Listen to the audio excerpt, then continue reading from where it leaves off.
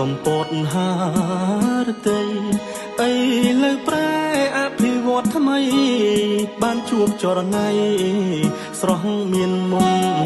ស្នេហ៍បងនាងទេសចរឆៃដន់ជួបស្រីចិត្តចង់ថែនីលកាយ៉ាងកំណត់ជួបស្នេហ៍សំរងមាសមេដងជាប់ដួងใจសេះសមុទ្រដងព្រែកកំពតជាសាំងសីទឹកឈូអើយសូមផ្ដាំទៅស្រីថាដួងហារតីស្មងស្មាំងមិនប្រែបារមីយាយម៉ៅភ្នំបូកគោសាំងសីស្នេហ៍ជួភ្នំកំចាយសូមជួយថែកំពតមានស្នេហ៍ឲ្យស្រស់ផូរផង់ភ្នំឈ្ងោកជំរកបេះដូងទឹកធ្លាក់វាពួច